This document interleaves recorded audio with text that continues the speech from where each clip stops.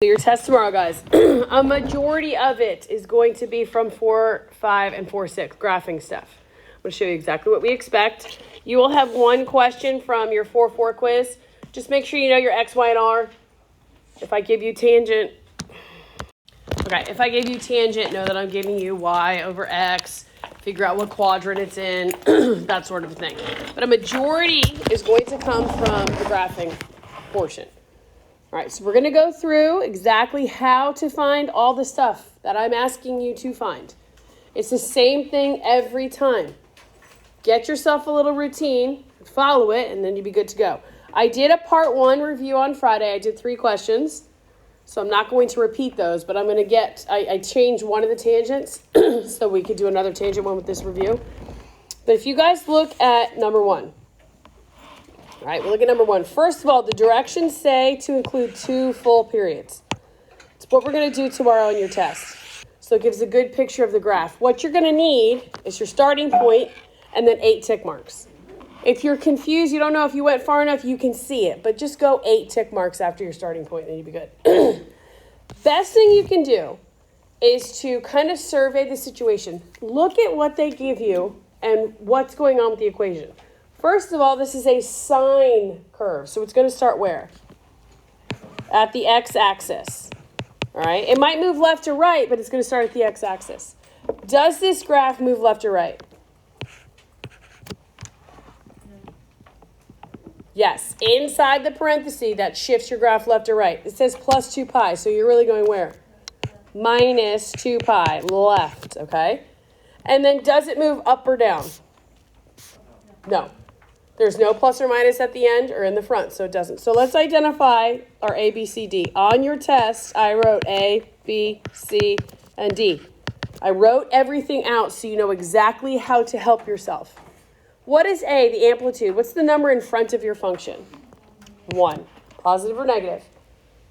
Positive. So think about that. You're going to start at the x-axis and go which direction? Up, okay? B is the, yes? You would start at the x-axis and go down. Right, but you would write a positive one.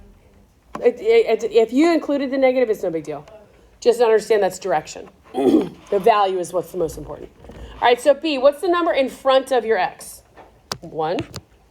What is our shift left and right? That's our C value.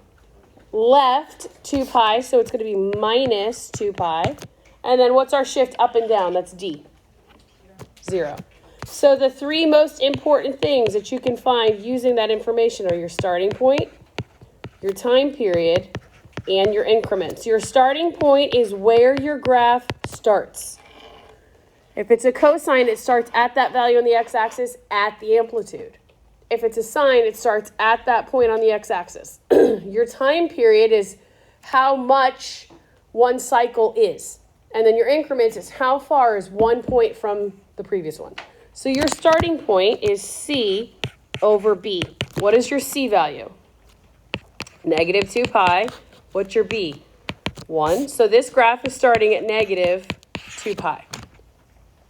Your time period is 2 pi divided by the V value. So your time period is 2 pi divided by 1, which is 2 pi. And then your increments is your time period divided by 4. So 2 pi divided by 4 equals pi over 2. Cassie? Do we have the graph at the time period, or do we continue like 8 like you said? Because I have done it up to like the time period. Right, but for tomorrow for the test, we want 2. Okay. Yeah. So what this means, guys, is you're going to take your starting point and add pi over 2 to each little increment. So if I start here, if you need to extend the graph, guys, go ahead. If you want to make your lines a little longer because you want to space things out, whatever, it's up to you. But I'm going to start here at negative 2 pi. And what am I adding each time? Pi over 2. So if I start here at negative 2 pi and I add pi over 2, this is the same as negative 4 pi, right? Over 2. So if I say negative 4 pi over 2 plus pi over 2, what do I have? Negative 4 plus 1. So this is negative 3 pi over 2. If I add another pi over 2, where do I end up? Negative pi. If I add another pi over 2, where do I end up? Negative pi over 2. All right, if you can't do that in your head, don't worry about it. Write it down. If I am at negative pi over 2 and I add positive pi over 2, where do I end up? At 0. So from 0, I add another pi over 2 and I get pi over 2. So from pi over 2, I add another pi over 2 and I get 2 pi over 2, which is pi. Whatever you put on the x-axis needs to be simplified. I told you go from your starting point and then 8 tick marks. So starting point 1, 2, 3, 4, 5, 6. All right, we need 2 more. So from pi, I add another pi over 2 and I get 3 pi over 2. Then I add another pi over 2 and I'm at what? 2 pi. 4 pi over 2, which is 2 pi. So now I say, okay, let's graph this. What is my amplitude? Just 1. So positive 1. Negative 1. I need to see numbers on your y-axis. Don't just put tick marks. I need to see numbers. So my starting point is at negative 2 pi, guys. Again, it's a sine curve, so we start at the x-axis. Since it's positive, we go which direction? Up. So I go up to the amplitude, back to the x-axis. Down to the amplitude, back to the x-axis. That's one cycle. Now I continue. Back up. X-axis, back down, x-axis. And then we just, nice, smooth curve. There should be no V's. It's not going to be perfect because we're doing this by hand, but you should not have any peaks and valleys. It should all be like hills. No mountains. So this would be our answer. Here's the first cycle right there. There are one time period, and then there's the second one. We good? All right, scoot down. Same kind of problem. I'll come back to 2. It's the exact same thing. It just moves where? Left pi. All right, same kind of problem. All right, let's look at number 3. How's this one different? It's what? It's cosine. What else is different? Here's negative. Okay, what does this negative mean? It's a reflection. Reflecting over where? It's out in front, so it's reflect over the x. So where is this graph going to start? Since cosine it starts at the amplitude, is this going to start at positive 4 or negative 4? Negative, okay. No big deal. Does this shift up or down? No, it goes which way? Left, pi over 4. So let's do our ABCD. A is the number in front, our amplitude. Your amplitude is 4. If you include the negative, that's okay. You're just reminding yourself that that's the direction. But your amplitude is 4, up and down. But if you put the negative, I'm fine. B is the number in front of x, which is what number? 1. C is your shift left or right. What is it? Pi over 4 or negative pi over 4? Negative pi over 4, good. And then D is your shift up and down. 0. So the 3 most important things from that information is your starting point, your time period, and your increments. On all of these graphs, I wrote all of this out for you to remind you, hey guys, find all this stuff so you get your graph right. So your starting point is at C over B. What is your C value? Negative pi over 4. What is your B value? 1. So where does this graph start? Negative pi over 4. Good. Your time period is 2 pi divided by B. My B is 1, so 2 pi divided by 1. What's your time period? 2 pi. And your increments is the time period divided by 4. So 2 pi over 4 equals pi over 2. So what are you doing? You're adding pi over 2 to each point, each previous point. Now, for simple math, if you guys want to leave it as 2 pi over 4, that's fine. Just anything on the x-axis that you put, it has to be simplified. What I mean by that is I'm starting here at negative pi over 4, right? So if I have negative pi over 4 and I add pi over 2, You guys agree with me that pi over 2 is the same as 2 pi over 4? So what does that give me? Pi over 4. So I'm over here at positive pi over 4.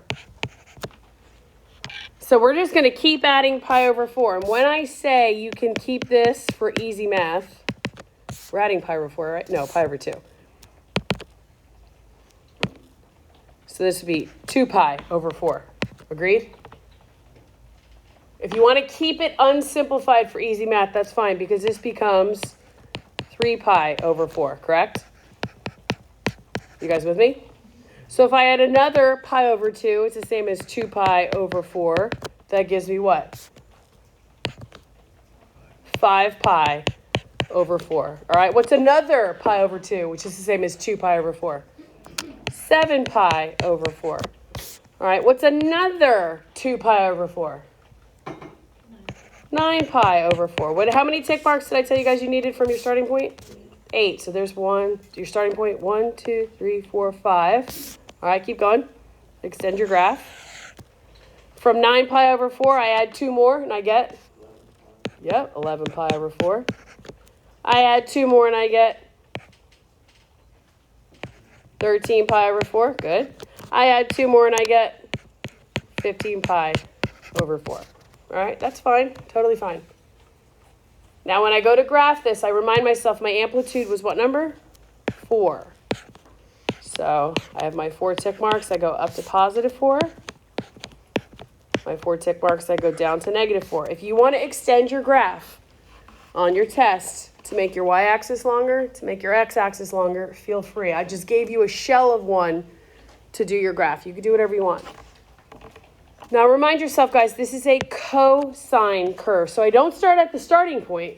I start at the amplitude, either above or below the starting points. This is a negative, so I start down here. The next tick mark I have is right here at the x-axis. Then I go up. Then I go down. Now I'm here. That's one cycle. Now again, same thing. Repeat the pattern. Up, down, down. And then you connect. How do you connect? Nice, smooth curves.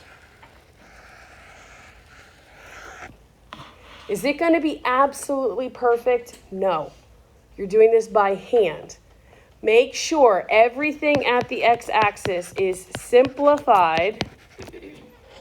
Has to be a simplified fraction. If you use the unsimplified, like 2 pi over 4, for your math, that's fine. But every increment at the x-axis needs to be simplified. Questions? The amplitude, when you're like doing it, you just start, it's like connected with like the starting point, right? Yep. Because I put it like at -4. You want to be above or below. Okay. Yep. It would be at -4 if your graph started at 0. Yeah. God bless you. All right, scoot down. All right, this one looks tricky. It's actually one of the easier ones. First of all, this -3 in the front here. Is that your amplitude? What is that? It's your D. That's your vertical shift up and down. It just happens to be at the front. This could be written back here as -3, but that's your shift up and down. Remember what I told you guys about shifts up and down? Deal with them at the end.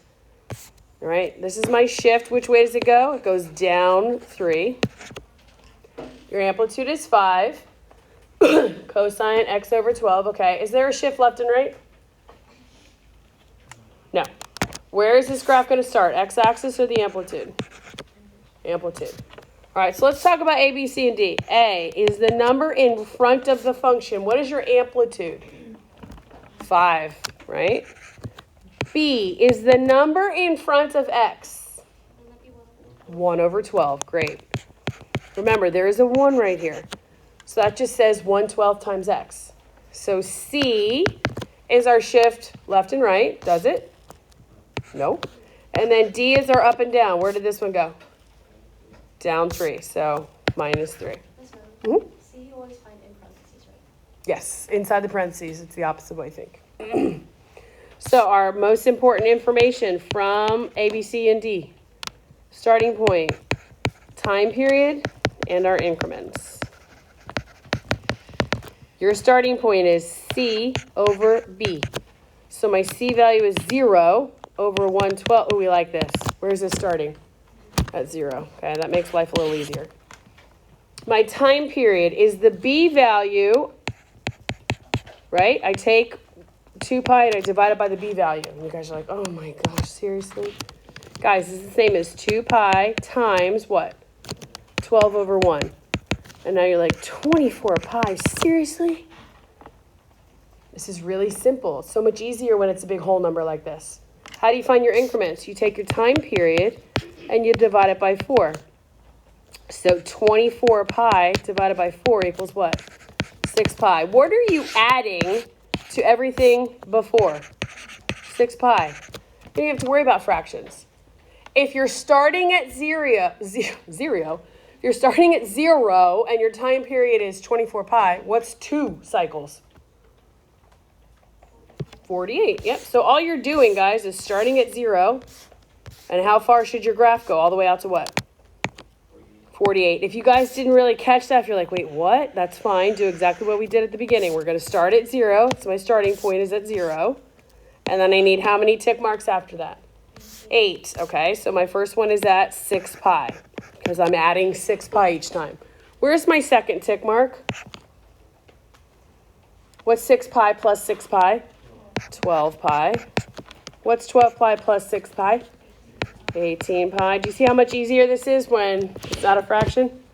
What's 18 plus 6? 24. Okay, that's one full period. Add another 6. 30. Add another 6. Add another 6. Add another 6. 48. Now again, if you guys recognize that since you're starting at 0, you just double the time period, that's 2, that's fine. Or if you follow what I said, we're starting at your starting point, then 8 after that. 1, 2, 3, 4, 5, 6, 7, 8. We got it. Do you mind explaining how we found the time period? The time period is 2 pi divided by your B value. Do you know why we found it? You have to find the time period. Okay. You have to figure out, finding the time period then tells you how far each point is apart from each other. Okay. That's why you divide it into 4, because you're talking about one cycle around the unit circle, which is in 4 quadrants. Okay. That's why we divide it by 4. All right, so we have a shift, right? Do we have a shift? Down 3. I'm not even going to worry about that right now. I'm going to first graph my original. My amplitude was positive 5 and negative 5. 1, 2, 3, 4, 5. Right? So I'm going to go ahead and graph the original cosine curve. Then I'll deal with the shift. If you want to do it all in one, you're more than welcome. I just don't like doing that.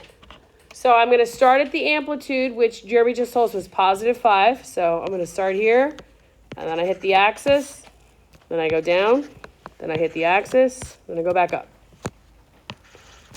Then I hit the axis. I go back down. Hit the axis. Go back up. Now, is this the answer?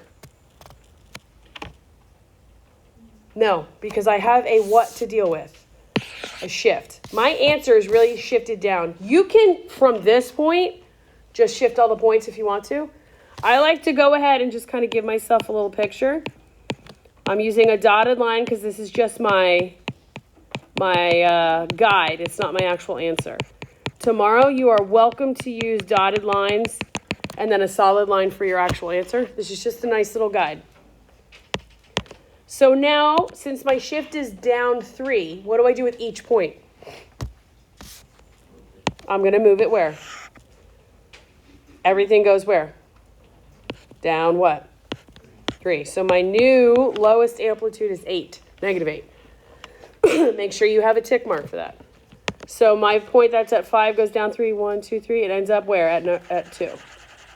So at the x-axis goes down 3, it ends up at negative 3. Your one at negative 5 goes down 3, ends up at negative 8. And then it just mirrors the whole way through. Uh-huh.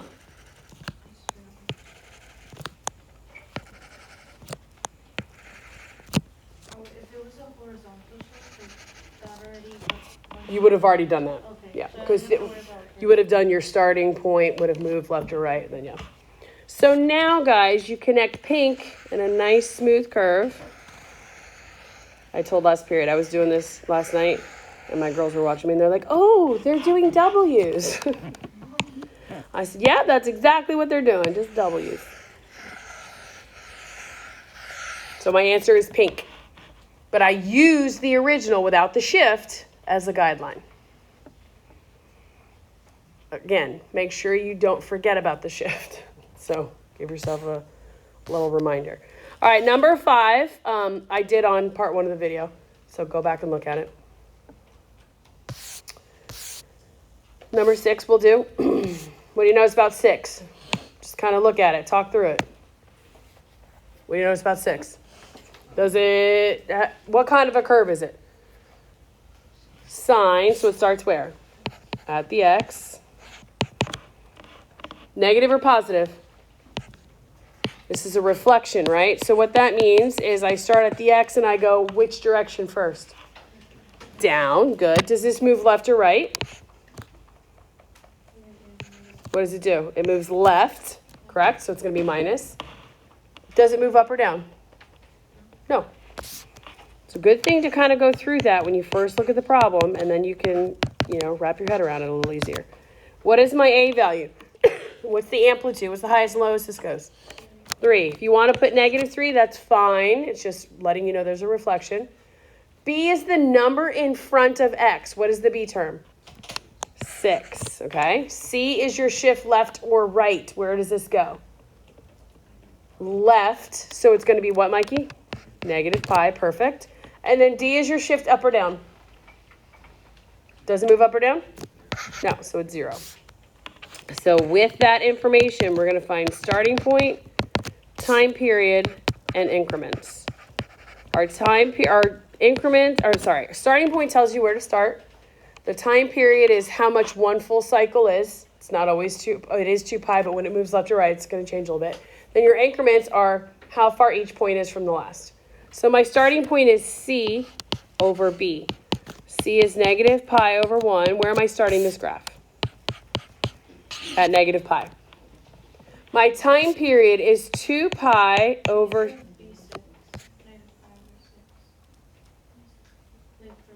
Oh, I put 1. I'm sorry. You're right. Duh. What's up?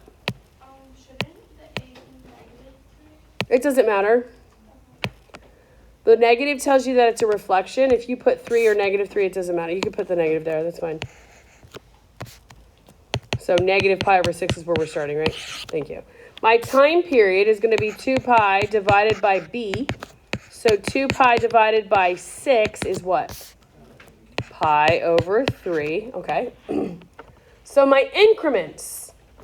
My increments is my time period divided by 4. Right? So pi over 3 divided by 4. Well, that's the same as pi over 3 times what? 1 over 4. So what are the increments? What am I adding each time? Pi over 12. So I'm taking my original point that I'm starting at, and I'm adding, God bless you, pi over 12 each time. Now, when I say for easy math, this is what I mean. If you guys are going to start here at -pi over 6, why is it important where I placed -pi over 6? Because it's to the left, right? It doesn't matter how far left you put it, just make sure it's on the left. So I'm going to say -pi over 6, and what am I adding to it? Pi over 12, okay? Well, they don't have a common denominator, so if I get one, this becomes 12, this becomes -2, right? What's -pi over 12 plus positive pi over 12? -2 pi, I'm sorry, over 12 plus pi over 12. Okay, we're still on the left-hand side.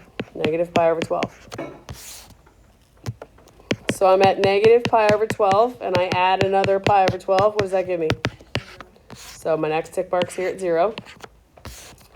Then I'm going to add another pi over 12, and I get what? Pi over 12, good. Then I add another one, and I get what? I'm going to write 2 pi over 12. That's fine for your math to leave it like that. But what am I going to put as a tick mark? pi over 6. If you want to leave it as pi over 12 so it's easier to add, so you don't have to get another common denominator, fine. Because I'm going to add another pi over 12, and I'm going to get 3 pi over 12, which is actually what? Pi over 4. Always simplify. I'm going to add another pi over 12, and I'm going to get what? 4 pi over 12, which is pi over 3. How much more do I have to go? Well, let's count. I have my starting point. Then I need 8. So 1, 2, 3, 4, 5, 6. 2 more, right? You guys with me? So I'm going to add another pi over 12 to my 4 pi over 12 gives me 5 pi over 12, okay? If I add another one, I actually end up with 6 pi over 12, which is what? Pi over, what is it? Pi over 2. Right? 6 goes into 6 once, 6 goes into 12 twice. You only need 8 tick marks, right? From the starting point. So I got all my increments. So now I look back and I say, what in the world was I even looking at? Yeah. It's not including the sign. Correct. So I go up to 3 and I go down to -3. Again, if you want to extend your graph, extend it. And this is a sine curve, so I start at the x-axis. My starting point was negative pi over 6. Now, guys, the big thing here, which direction from the x-axis should I go? Why down? Because it's negative. It's a reflection. So I'm going to go down here, hit the x-axis, and go up. X-axis down, x-axis up, x-axis. And then you connect. And there's our curve. See how you have 2 full periods? Here's the first one, and then here's the second one. Questions? All right, let's scoot along. You guys doing great. We can skip 7 right now. Let's go here. I'm going to try and get 3 more. All right, let's look at 8. How is 8 a tad bit different? This is a what? This is secant. So when I come to graph, I'm going to use cosine as a guide, but this is actually a reciprocal function, correct? So the reciprocal of secant, I'm going to remind myself, is cosine. So we're going to start at the amplitude. What else can you tell me about this graph? Does it reflect? No. Does it shift left and right? No, but it does do what? Up and down. Okay? So let's talk about our A, B, C, and D. A is the amplitude, the number right in front of the function, which is what? 2. B is the number in front of x, which is 2. C is your shift left and right. Does it? No. And then D is your up and down. Where's this go? Up 1, plus 1, however you want to say it. You can just put 1. So from that, we're going to find our starting point, time period, and your increments. Our starting point is C over B, yeah? What's my C value? 0 over 2, so this graph is starting where? At 0, we love that. My time period is 2 pi divided by the number in front of x. So what is my time period? Pi. And why does that matter? Because you're going to take the time period divided by 4 to find your increment. So pi over 4. We're going to take pi over 4 and add it to the previous spot. Guys, we're starting at 0, right? So if one time period is pi, what would be 2 time periods? 2 pi. All right? If you don't know that or didn't do that mental math, then just go 8 tick marks, not counting the starting point. So I have 0. So my first tick mark, if I add pi over 4, my first tick mark is where? At pi over 4. Now, guys, when I say easy math, I take pi over 4, and I add another pi over 4, and I get 2 pi over 4, correct? So my second tick mark is at 2 pi over 4, which is really what? Pi over 2. So you can leave it for your math purposes unsimplified, but on the x-axis, I need it simplified. So if I add another pi over 4 to that, where am I? 3 pi over 4. Good. So I add another pi over 4 to that, and I'm where? 4 pi over 4. What does that simplify to? Pi. Good. So now I add another. What's 4 plus 1? So I'm at 5 pi over 4. I add another. I'm at 6 pi over 4, which is 3 pi over 2. All right, add another one. What's 6 pi plus 1 pi? 7 pi over 4. All right, so I need how many tick marks after the starting point?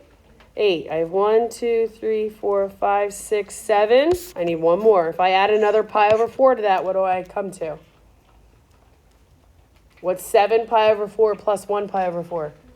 8 pi over 4, which is 2 pi. Perfect. All right, now we have a shift on this. Remember, we have a shift and it's a reciprocal. So it's like a double whammy. I'm going to go ahead and just graph the original. I'm going to graph the original, which my amplitude was 2. So I'm going to go up to 2, down to -2. And it's a cosine, right? So we start where? Where do we start for cosine? At the amplitude. So I'm going to start up here at +2, hit the axis, -2, hit the axis, +2, hit the axis, -2, hit the axis, +2. Now, can I go ahead and say, all right, well, we're good to go. I can just go ahead and graph this, and then I can do the reciprocal. What am I forgetting? The +1, the shift, right? You guys have graphed this. So I know that I have to, when I do my reciprocal function, I have to draw my boundary lines at the x-axis, right? Yes? Okay. So my boundary line is going to be here at the x-axis, x-axis, x-axis. But what do I have to do with every single point before I can go ahead and flip my graph? I have to move every point up how many? 1. My shift is +1.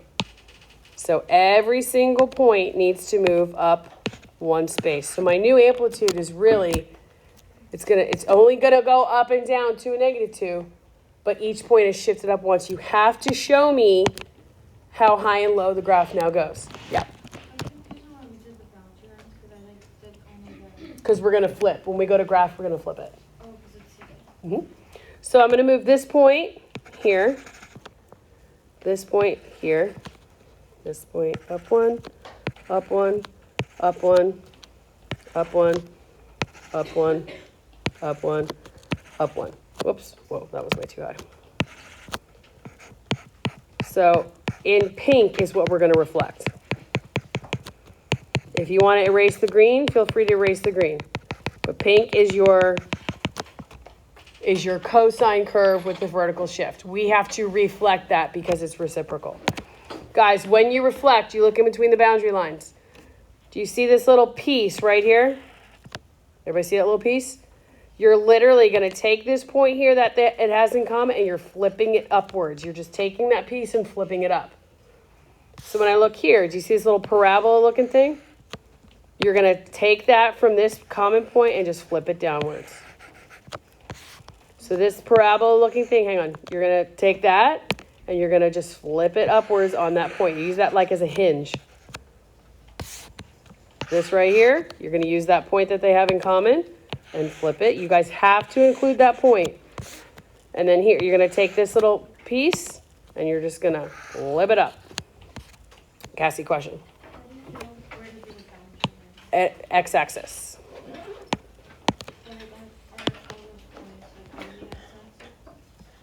These ones. You draw the boundary at the x-axis points, not at the amplitude points.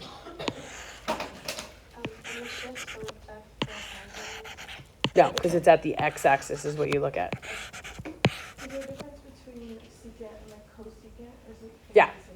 No, cosecant is the reciprocal of sine. Yeah, but when you do this, it's boundary line. So is the boundary lines, but your curve is different because your starting point is at the x-axis. It's not like, it won't be like that. Okay. It'll be at the amplitude. Yeah. No, okay. Yep. So what made us have to do the boundary lines and reflection? Because this is a secant. It's a reciprocal function. Secant and cosecant, you have to do that. All right, I thought I did this on the video, but I'll just do it real quick. We have a couple minutes. I'm gonna do 2 more. All right, this is another reciprocal function, yeah? Yeah. So when we're drawing the reciprocal functions, if you have like half of one, could we just go ahead and draw them? If you want to. So is this the one that we have the history? No, that's tangent. Oh, Okay, so here we go. Cosecant is the same as sine, right? It's our reciprocal function for sine. That means we're going to start where? At the x-axis. Now think about this one. I'm going to start at the x-axis and go which direction? Why am I going down? Because there's a reflection. Good. Does this graph move up or down? Do I have anything plus or minus at the end? No. So I don't have to worry about up or down shifts here. I just have to worry about here. This moves where? Left. Opposite of what we think when it's in a parenthesis. So go ahead. Let's say A is, what's the amplitude? 3, -3, whatever you want to put. Doesn't matter. The negative just means direction. B is the number in front of your x, which is 1. C is your shift left or right. This goes left pi, so it's minus pi. And D is your shift up or down, which is 0. So now we're going to find our starting point. We're going to find our time period. And we're going to find our increments. Our starting point is C over B. My C value is negative pi. My B value is 1. So this graph is going to start at negative pi. Everybody with me? Your time period is 2 pi divided by B. So 2 pi divided by 1 is 2 pi. And then your increments are your time period divided by 4. So 2 pi divided by 4, what are you adding to each previous dot? Pi over 2. That's what we're adding. So I'm going to start down here at negative pi. Negative pi. That's my starting point. I need 8 tick marks after that. So negative pi plus pi over 2. Well, if I get a common denominator, this becomes negative 2 pi over 2 plus pi over 2 gives me negative pi over 2. Negative pi over 2 plus pi over 2 gives me negative pi over 2, guys, plus pi over 2. 0. Add another pi over 2. What do I get? Pi over 2. Add another one. What's pi over 2 plus pi over 2? It's 2 pi over 2, which is pi. So I'm going to put pi on my graph, but for easy math, I'm just going to leave it as 2 pi over 2. Because when I add another pi over 2, this is what? 3 pi over 2. Add another pi over 2, it's what? 2 pi. It's actually 4 pi over 2. So 2 pi. At 4 pi over 2, I add another one and I'm at 5 pi over 2, right?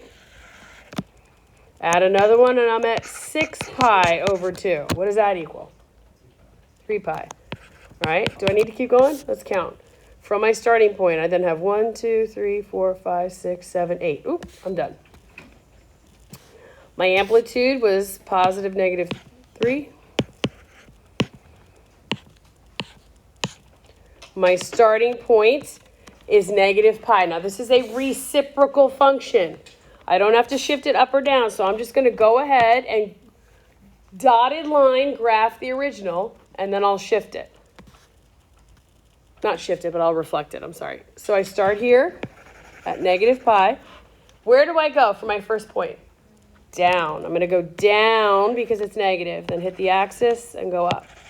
Then hit the axis and go back down.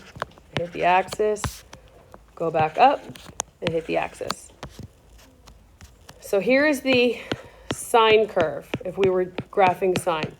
But we're graphing the reciprocal. What does reciprocal mean? You do what? Reciprocal means you do what? You flip. So where do you hit your boundary lines? Where do you draw your boundaries? X-axis. So I'm going to go, okay, it's here, here, here. This is a little easier. Cosecant's a little cosecant's a little easier than secant because you don't ever have halves.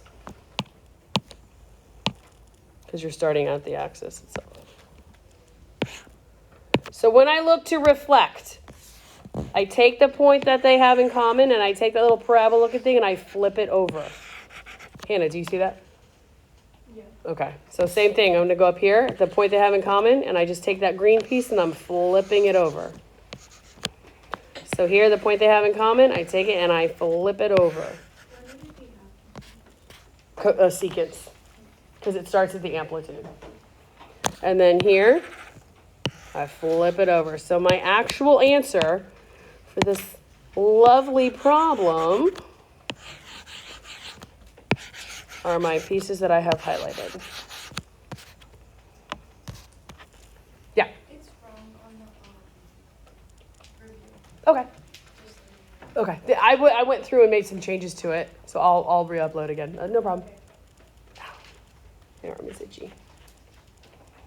All right, look at this last one. I did this on the original video with the original problem. I just want to make sure that we understand tangent. What is the most important thing, and really the only thing you have to find with tangent? You have to find 4, what? Asymptotes. And 3, what? Snakes. Okay? That's all we got to do. We're not shifting these left and right. We're not shifting them up and down. So tangent is really basic. You have to find your asymptotes. If we're talking about 2 periods, then you're going to find how many asymptotes in total? If you're finding 2 whole periods, 1 period is 4 asymptotes, so 2 periods would be 8. Same thing that we did before, 8 tick marks. The way that you find your asymptotes is you take whatever is with x and you set it equal to what? Pi over 2 and negative pi over 2. The beauty, guys, of your asymptotes is the positive side reflects the negative side. So if you find all the ones on the right-hand side of the y-axis, you found all the ones on the left. So our original asymptotes, if I cross multiply, I have negative 2 pi equals 2x, right? So divide by 2. I have an asymptote at negative pi. And then I have an asymptote where? At positive pi. Oh, I drew right on my graph. I didn't mean to do that. Okay, everybody write that down. I'm going to erase it so it's not on my picture. Again, on your paper tomorrow, if you need to erase and move stuff over, go ahead. I'm going to go ahead and move this over a little bit. Okay, watch. If I have asymptotes, just watch for 1 second as you're backing up. If I have an asymptote at positive pi and I have an asymptote at negative pi, how far is it from negative pi to positive pi? What's the total distance? 2 pi. So what do I do to find all the ones on the right? I add 2 pi. So pi plus 2 pi, my next asymptote would be at 3 pi. Add another 2 pi, my asymptote would be at negative 5 pi. On the left-hand side, if I'm at negative pi here, where's the first one? Negative 3 pi. There's another one over here at negative 5 pi. There'd be another one at negative 7 pi, and so forth. And then how many snakes do you need? You need snakes in the middle. 3. Yep. Are you So going to re-upload these answers? put them in the middle. Yeah. Thank you. I'll finish this right now. Okay, guys, so our asymptotes, once you find the positive asymptotes, you can just mirror them on the left-hand side if you want to make, this is positive here, and this is positive, and it looks like it's negative, just the way that I drew it, but each asymptote is equidistant from the other, so you set whatever's with x equal to negative 2 pi over 2, positive pi over 2, plot those and then figure out the distance between those two.